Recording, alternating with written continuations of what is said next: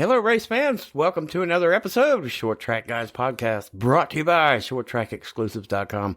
I'm your host, Thomas Vaddis, alongside two other Short Track guys in the studio, as always. Jim Pokrant, driver of the 07 CanQuitFishing.com Sportsman and 2021 Sportsman Champion here at Five Flag Speedway in Pensacola, Florida. And Ted Baber, Ted Baber Video Productions, also locally here at a lot of short tracks in the Southeast, but here at Pensacola and Five Flag Speedway. What's up, guys? Good evening. What's up? Just a moment's break there just before we jumped all into good. it there. It's all good. Let's do this. Yeah, I mean, we got the Knoxville Nationals coming up, the North-South 100, the Super Series from CRA, and the Southern Super Series at North Wilkesboro. We got the Cars Tour Pro Late Model Race and their Super Race up there. Man, we got the Georgia Nationals coming up, the Oxford 250 in Maine coming up this weekend. There's a lot to talk about, but busy. We're going to back up this past weekend with that Sportsman event out there with the Demolition Derby on Friday night, Jim. Yeah, not such a great night for the 07. It was kind of rough. I think we had a target on our back and we were a pinball. Started the day, went to load the car up, had no brakes. I had to find a master cylinder, got it put on, got brakes, got to the racetrack, practiced. Car was okay, qualified 7th, but there was like a tenth and a half between 1st and 8th. There was 8 of us or 9 of us. So it was a pretty good field of cars. And made an adjustment after qualifying, put a spring rubber in the right rear and put 2 rounds of bar in the car. It woke it up. It was flying. First lap, run down the corner. I was underneath a couple cars. One gets loose, hits me in the front. That's all cool. The guy behind me bumps me and around I go. I take a spin. Luckily, it was a complete restart. We restart the race. I'm in the top 5 and battling with a car from Mobile and dive under him. I get a little loose, get into him a little bit, and the guy just beats the side of my race car so bad he cuts my right rear tire down. But just as being served, he cut his left front at the same time. I go for a little spin, and I feel bad for Maddox Langham. He had nothing to do with any of it and hit me in the left front. Damaged his car, damaged my car.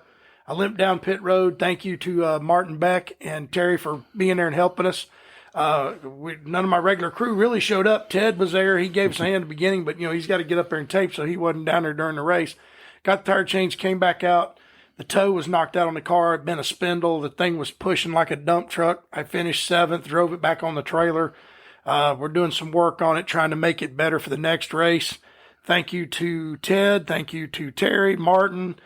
Special thanks to Escarosa Tree Service for coming on board and helping us out. CanQuitFishing.com, Emerald Coast Remodeling and Trim, and Victor Herm at Premier Window Tinting. He's going to help us with tires for this next race coming up on the 27th. So we'll be ready to go. I just think that we just had a rough night, and it stinks. It really stinks, especially when people go online and talk bad about you when it was just a racing deal. And the one car that beat us up pretty good, and he's still talking. So it is what it is, and we'll get back to it. Excuse me, the 26th is our next race. Ain't that right? Duh. Anyway, I thank you for everybody for helping me. Thanks to everybody out there for listening to us and letting me ramble about my racing, because it's really cool that I get to do this. And good luck to everybody. Congratulations to Daryl McDonald III for winning the feature in our class. His first Five Flags win. Yep.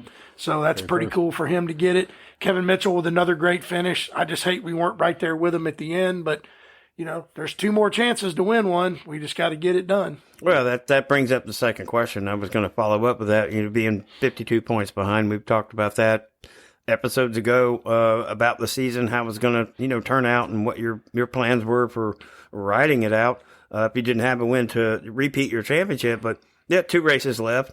August 26th and September 10th, which is the Night of Champions number 1. And then you don't get back until Thursday night, December 1st, with the Sportsman Snowball Derby version of Snowball Derby weekend. So the question would be, going the last 2 races, knowing that the championship's out of your reach, what do you look for in the next 2 races? And then how do you separate that to going into December to try to maybe win the Snowball Derby? The next 2 races will be get ready for the Snowball Derby. That's basically what we're going to do. We're going to get the car faster. We're going to make some adjustments. We're going to get it right. And then we have the Snowball Derby preview. We'll buy a set of tires and we'll practice all day and we'll get it right. Because I really, when you're a tenth and a half from 1st to 7th And we don't need that much. We just need a little bit. And I think we had it the other night because we were flying up through there. I mean, we got from 7th up into the top 5 before we got in that little melee on the front straightaway. And even with the car bent, it was still fast enough to keep up.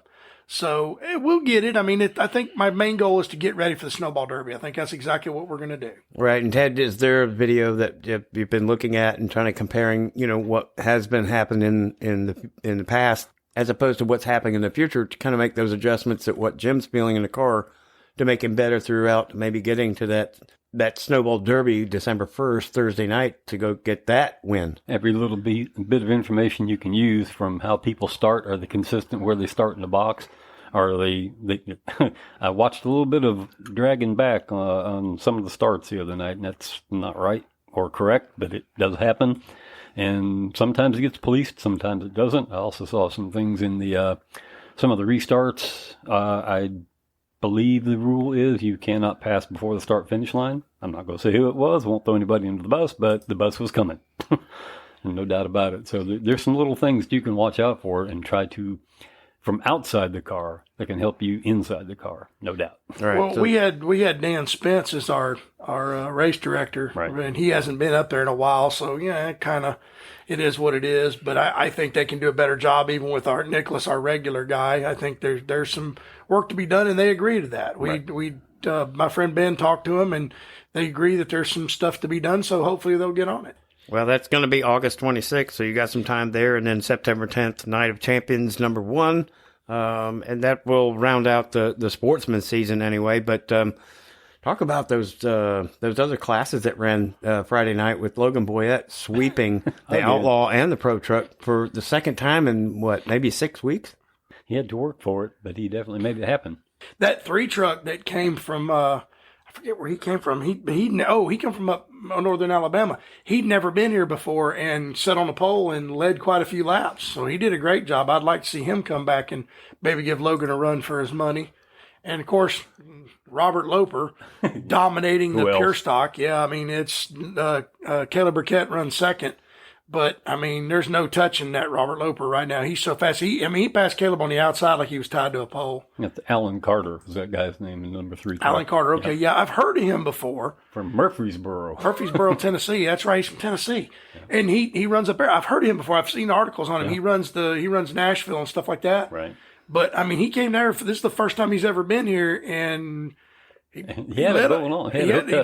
He couldn't quite get off the corner as good as Logan, but he was getting in the corner just as good as he was. So that was a pretty good race. We're going to do a little asphalt dirt kind of thing tonight, go back and forth. But I think Ted's got a big lineup of what happened this past weekend, and we didn't mention it last week, which we do apologize, because it's one of the biggest dirt races in the country, and that was the Knoxville Nationals. Not the Knoxville you're thinking of, though. This is not in Tennessee. This is in Knoxville, Iowa, and it was a tremendous race. And for the 11th time, what a record that is! Donnie Schatz comes out on top. It's a huge. It was a $175,000 win race. I was like, that is just some amazing money for those guys to rack up on regular occasions too. It just amazes me how often it just continuously you have these big money races. And the good guys come out, and of course, Donnie comes out on top. Not easily. I mean, he had to come from a little bit in the pack to get there, but after he finished on top, then there was David Gravel, Logan Stewart, Tyler Courtney, who we've talked about quite a bit. Yep. And Jacob Allen round up top 5. Believe it or not, they all outran Kyle Larson, which is kind of unusual. That is weird. For him to not actually win. And then the wild child, Sheldon Hodenschild, he was 8th, got Brad Sweet in 9th, and I believe we've talked about Darren Pittman and Buddy Kofoid, both 10th and 11th. Rico Abreu, 13th. Then some other names we've talked about, James McFadden. I have to throw that name in there because of where he's from. Warrnambool, Victoria, Australia, for crying out loud. Nice. Throw a little bit. That's nice. A little bit of international business. Welcome there, mate. At Clark's, yeah. Well, the World of Outlaws some of their guys used to fly to Australia and race. They used to do a deal back and forth where one of the Aussies would come here and run, and then they would send one of our guys down there to run on their tracks because they run sprint cars down there too. That's pretty neat. Yeah. But I think this 11th win with Donnie Schatz ties or either beats Steve Kinzer. That is there something. there was a picture. It was mad props because Steve Kinzer went over and congratulated him. Steve Kinzer was there and actually gave him congratulations because Steve Kinzer's the king of the sprint king cars. for sure. Oh yeah. Well, remember when he ran Quaker State? He ran for Kenny Bernstein. Kenny Bernstein owned his car for a while. Yeah. He was the king of sprint cars. But I mean, I've always been a Sammy Swindell fan. So, you know, those two guys battled it out. I remember when I used to have it on TNN, Right. the Nashville Network. You could actually watch the sprint car races on TV. You didn't have to go live stream or nothing. It was on regular cable, and you could watch them race, and it was great racing. Well, it's we're going to bring up the how about that North Wilkesboro racetrack revival that we mentioned last week that was coming up. We had that big 31 car super late model entry list, Right. with maybe some of our people that We've heard we of a kind of couple cheer for and we're fans of, you know, like Bubba Pollard and Augie Grill, and Yep. you know, and man, I'm telling you what, 31 late models up there. They had the time of their life because it was a revival, Right. obviously. And none other than a Donnie Wilson car out of that stable ends up winning again in Sammy Smith. Yeah, it's not unusual for that to happen. We've documented this on regular occasion. They're going to be right there at the end. Well, Sammy Smith also won the truck race this past weekend. So, I mean, he's on a little bit of a roll himself, you know, good God. And, you know, good to see Bubba run up there. But, you know, the cream always rises to the top, the same late model guys. Here lately with the Southern Super Series, it's the same bunch right there, right there, right there. So it's a great series and put on a good show at an old historic racetrack, downhill down the front stretch, uphill down the back stretch. So I would love to race there. I hope when they repave it that maybe there's a chance for, you know, them to have some street stock races next year and maybe drag the 07 up there and run some races. I would just love to get around the historic racetrack. It would be super cool. Yeah, another Donnie Wilson win with Sammy Smith and Hunter Robbins, Ronnie Sanders stable, you know, with Bubba Pollard finishing third. You know, we're big fans of Bubba Pollard, Tyler Tanner, Michael Hine rounding out the top five. And there's a couple of notables here with 9th and 10th, and we might know a little bit more about them with Jared Urban and Ricky Anderson. Yep. Those cats kind of remind us of anybody. I've heard of them. Yeah, I've heard of them. Yeah, and Augie Grill finishing 13th. You know, I know that's not probably one of his favorite spots, but Stephen Nassy back in 15th, Casey Roderick and Jake Finch running on 19th and 20th respectively. So that, I mean, you can tell 20th and those, you're still rounding off those names. That's a big time race. Yes. Very big time. Been a great show. Some of those guys had run up front, but some of those guys had never even seen that place. Bubba's actually was the only driver in the field that has actually raced there before. Well, it helps. A little bit of experience is better than none. Yeah. Yeah. So when they go into Cordele, you know, Bubba's got a 10-point lead right now in the Southern Super Series. That's tight. 10 points on Stephen Nassy in the Blizzard Series at Five Flags. So Bubba's got to step it up. Right. Because Hunter Robbins and them has been stepping it up in that Ronnie Sanders number 18. It's time for Bubba to step it up. I just read an article where he was talking about, you know, they're going to do some testing, but they're going to Oxford. They're going to go to the Mobile race, that SRL 125 in Mobile, presented by Davidson's Electric. That's going to be a hell of a race. So I'll be there watching that one. September the 2nd to be the weekend after this next Five Flags race. Yeah, so you have time to go over there and maybe get a little bit of information and some reports back. We can apply it to our Short Track Guys podcast. I will be there, brother. Right. Well, we're going to go to the North-South 100 at Florence Speedway, which is in Union, Kentucky. It's a half-mile clay oval. We've mentioned a lot of these big names: Johnson Davenport, Brandon Overton, Mr. Big Sexy, yeah, Dale McDowell, Ricky Thornton Jr., and Mike Marlar. That round out the top five. Jonathan Davenport walks away with $75,000 on a dirt track. And you know, the first of the year we were talking about we're gonna mention more dirt than we had in the past in our first season. And I think we've done that, and we're hitting all the big races that we can. But you know, $75,000 to win on a dirt late model race. That's amazing. It's just why can't some of that purse be put into that Southern Super Series? I don't know. I wish it could. You know? Bring attract some of that money here. Well, my opinion, one of the big problems you have in dirt racing is there's no cup affiliation. Right. Okay, the dirt racers are out there racing. They're doing their own thing. These tracks can come up with the money.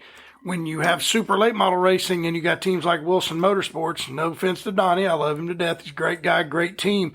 But they got cup money. Right. He's got tons of money. And there's no reason for them to pay a purse. The dirt races are also getting more televised, and more television brings in the money. Absolutely. So, if Tim wants to do that, or anybody wants to do that with their late model series, you've got to get television involved. Right. You got to get TV money in there, because once TV money hits there, it'll help. But you can't have like 5 teams in super late model racing that are dominating everybody else, and then guys that used to be able to could afford to build a car and buy a trailer and come race. It's no fun anymore. It's killing it. The money's killing it. I can't get my good friend Ben to understand that. If you bring money into smaller classes, I know you can't beat money. I mean, you can't get money out, but you can regulate it. Yeah. If you go in there and you do all this crap and you spend all this money to run for $300, everybody else that wants to come run for $300 is going to stay home, and your class shrinks and it shuts down. It does. I don't mean to get on my soapbox here, but as a racer who's had to race on a budget for his entire racing career, sometimes going without just to get on the racetrack, Thomas, and you're thankful for your sponsors, you're thankful for the people that help you, you're thankful for everybody just to be out there on the racetrack. Now, I can drive well enough to win when the car's right. When the car's not right, it's hard to do, but it's a shame when people want to spend $20,000 to win $500. Right. It doesn't make any damn sense. Right. And the people that are doing this are the ones that are ruining the sport, and you can't get them to understand that. You could do better, but you're going to have to get TV money involved. I mean, like the World of Outlaws and all those guys, there's TV money. I know some of Five Flags races are televised, but you've got to get it all on TV. Or streaming somewhere with somebody. Well, I always was a big fan of paying deeper into the field. Right. And I don't want to play pity me kind of thing, but from experience going out, knowing what I had to take out of my pocket to get, just to have the thrill, really. Right. Yeah. I mean, it was learning, and I'm talking about when I first got started, but to go out and to not understand what was going on and not have anything in return, it was kind of discouraging. Yeah, and I thought, well, why can't there be a major sponsor to put up this kind of money to pay deeper into the field so that me, as an example, can go home and make improvements to my car from the money I took back with me. Right, yeah. And it never happened. And every time I go out and spend, let's say $300, and I'm walking away with a $35 check just to participate, that's a slap in the face. Really? It is. I mean, there's no motivation into that to go get it better, because what do I got to do? I just keep digging into the hole. Well, and Buddy Miller, the famous engine builder, our local Buddy Miller, he told me, he said, if you want to make $1 million in racing, you start with 10. Oh yeah, that's it. I totally agree with you, and trust me, I know I'm a budget racer. I don't have the money like some of these guys do, or have somebody that sits down and builds me a really nice car to put me in and paints it and makes it all pretty and puts every cheated up part you can think of in it. And that's the other thing. We need tech officials that are willing to check shit. Pardon my language. But I'm getting tired of going to the racetrack knowing that the cars that are beating me are not legal. Right. That have illegal stuff. Now, every race that I've won, I can hold my head up and say I won legally. And I have people tell me, oh, it's not cheating unless they catch you. It's still cheating. It is cheating. And if you know you're cheating, don't come at me and tell me praise God, I'm a big Jesus, this, that, and the other. But yet you turn around and you cheat. Yeah. And you know you're cheating. So don't tell me how good you are as a person when you know you're illegal and you still show up and you run illegal and you win. And to me, if I had to win illegally, I don't want the trophy, because every trophy I've ever won, I've won legal, 100% straight up. I'd never failed tech except one time for a third place finish, and that was a BS deal, but it happened. All my years of racing, all my wins, and my championship, I did not get thrown out.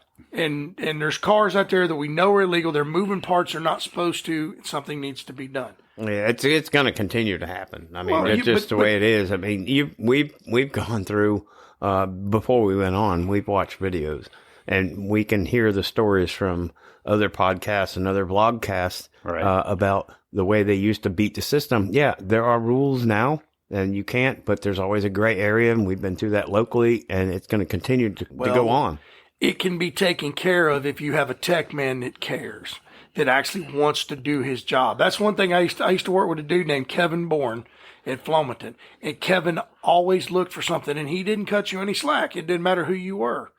I've seen cars go, well, it's 1/8 of an inch. Let it slide. But he never did that. And that's the way you need to be. You need a tech man that will do, and I'm going to say this, and I've said it before, the promoter or anybody else needs to stay out of the tech area. Not throwing anybody under the bus, just saying. Let your tech man do his job. Tech man throws him out. Don't let the driver come up to you. What did my tech man say? I had this or that and the other. Well, just to use your example, if you get away with an eighth of an inch, you're going to try for a quarter. Oh, yeah. Oh, Get yeah. away with a quarter, you're going to try for a half. Yeah. I mean, it's Rules it's, creep. It How just far happens. can you go? Exactly. Yeah, exactly. Till you get busted. And Yeah. they got to look. You know, they did look this past Friday, and I'll give them that. At least they jacked the cars up and crawled under and did something. Right. But there's a lot of illegal parts on these cars that they're just not looking for, and they know they're there. But it's sad when my car is legal, and I know my car is to the rules, and yet I can run with them. How bad do you think traction control is? In late models, Yeah. it's around. It's Yeah. around in the dirt too. There's several guys I know right now that run street stock on dirt. In the Nee Smith type street stocks, Right. they're running traction. You can hear it when you come off the corner and you can stick it to the floor and the motor goes. Brr, brr, brr, brr, brr, brr, it takes off. Yeah, it's not a miss. It's traction control. Just nobody wants to look for it. I mean, Ricky does. He'll tear the car apart if he has to. He'll cut the bars out of that thing if that's what we've got to do. But I mean, we need a tech man like Ricky Brooks. We need somebody willing to crawl into the cars and look. And like I said, promoter, all of promoters, stay out of the tech area. That's not your expertise. I'm just not throwing anybody under the bus. I'm just clearly stating that promoters have no business in the tech area, and they don't. I mean, I'm not trying to cause any controversy or any trouble, but most 99% of the people agree with me. The promoter promotes. Tech man does his job. Tech man does his job. You know what? Your fields will grow because people aren't going to see a $25,000 pure stock winning all the races. They're going to see you doing your job, and they're going to say, well, I'm going to build me a car and come race because now I can afford it because you're doing something about this high dollar car. Right. I think that promoter, tech director difference is going to be one of our big topics here. I think we've had that planned for the next episode or so. We're going to get really more in detail on how that really works as far as the local tracks and Friday and Saturday night shows. I want to go to the Cars Tour. The Purrier Tank Line's 125, actually they're 225. They had a pro late model race and a super late model race at Ace Speedway. It's a 4/10 mile like we're used to in Kinston, Alabama. Ace Speedway. It's a 4/10 mile. Johnson Schaefer and Chad McCumbee finishes second. And I don't know if you guys know Chad McCumbee played Dale Jr. in the movie 3. Yes, he did. Yeah. And Caden Honeycutt, Carson Quapple, Bobby McCarty, they rounded out the top 5. Connor Hall, we mentioned before, and William Swallich finished 21st, and Deke McCaskill. His daughter's coming up on the racing scene, so watch out for her. I believe her name's Amber. Now, I have to rename William Sawalech. I have a nickname for him now. I'm going to call him the Minnesota Missile. Minnesota Missile. Not a bad deal. Minnesota Missile. Yes. It did win the pro late model race there in that Setzer group again. That's his 4th, I think, with that group. He also subs in there with that Donnie Wilson group in the 20s. Yes, he does. 22, 24, whatever they've got going on. But 20-something. yeah, so, I mean, and he's only 15 years old, too. Yes. So that's pretty cool. They're all young. Oh yeah, that's one of the things that's kind of hurting the sport as far as I'm concerned. Is when I was growing up, you had older guys that were heroes you could look up to, like Dale Earnhardt and Darrell Waltrip and Davey Allison. These are all kids now, and as an adult, you're kind of like, yeah. Exactly. I mean, And you can't look up to them anyway because they're about this tall. Yeah, most of them. I mean, Yeah. I don't know. I tell you what, man, it's just they're getting younger and younger. They say they're having the cup car at 6 years old. He's just out of the womb, and we're going to put him in a go-kart. Yeah, that's when I kind of turn my head down. Just if you get a bunch of 8-year-olds out there running late models, I'm done. I'm just gonna go play like Well, they're lacrosse getting or closer. something. We got an 11-year-old winning modified races. So yeah, The mini meteor. Yeah, the mini. Well, I mean, when they're mostly that age, and it may be 50 years from now, but there may be a late model class that 8-year-olds get on national TV and run, and I don't know. I won't be watching. Yeah, that. that won't be. No. We won't be publishing that. No. So, but anyway, the Georgia Summer Nationals coming up this weekend. The Oxford 250, close to 70 entries, like Ted has Yes. gone over. That's going to be a huge deal. A lot of money on the line with those late models going up there. I know our buddy Bubba Pollard's going up there and trying to win it again. Yeah. I know he's got one on his shoulder, but he's going to try to win it again. Even a whole bunch of other folks. Yeah, and we'll look forward to next Wednesday getting ready for the results from Cordeal. Yeah, with the Georgia Summer Nationals, and then hey, we'll short track update you guys next week. I'd love to go run Cordeal. That's another racetrack that's on my list of places I'd like to take the old 07 and try to make some laps. If I had the money, I would. I keep trying to talk big money Ben Cranford into financing the trip up there. Let's go try it, but Hey, he's got squeeze harder. That's all. big money grip. Yeah, big money grip. Big money grip. Big Money Motorsports. Yeah. Oh, I think the world of that guy. I do. I appreciate him. Without him, I wouldn't be where I'm at. I'm working out of his shop, and I get to use his electricity and his lift, and get to fix my car and make his better. So Right. I mean, we're having fun. We get jinky one another and yell at one another every once in a while. Throw things and throw stuff, things. yeah. But because he's hard headed. I'm hard headed too, and it's like we start banging heads together, and it don't. It's like two billy goats. It just don't do a damn bit of good. You just end up with a headache. WWE SmackDown. Yeah. Yeah, well, congratulations to all the winners this past weekend, and Absolutely. you guys get the 07 ready, get it put back together, and get it maybe a win or two, and finish off with a bang, and we'll talk to you Get guys some next momentum week. going for the Derby. Yeah, it's sitting in the shop naked. Half the body's gone off of it. I knocked the front bumper like straight down. It was like pointing at the ground. I'm like, That's not where it's supposed to be. No, I got to go get some pipe, and we're going to make a better, bigger, badass bumper so I can use it if I have to. I don't like using it, but I will use the proverbial chrome horn when the situation comes. When it warrants. Yeah, when it warrants. But I mean, no people use it on you. You got to kind of use it on them. Miss, hey, you do me, I do you. It's just one of them things, Yeah, it's just racing. It's just that's racing. all. Yeah. But I mean, and we're in a class where you have to go.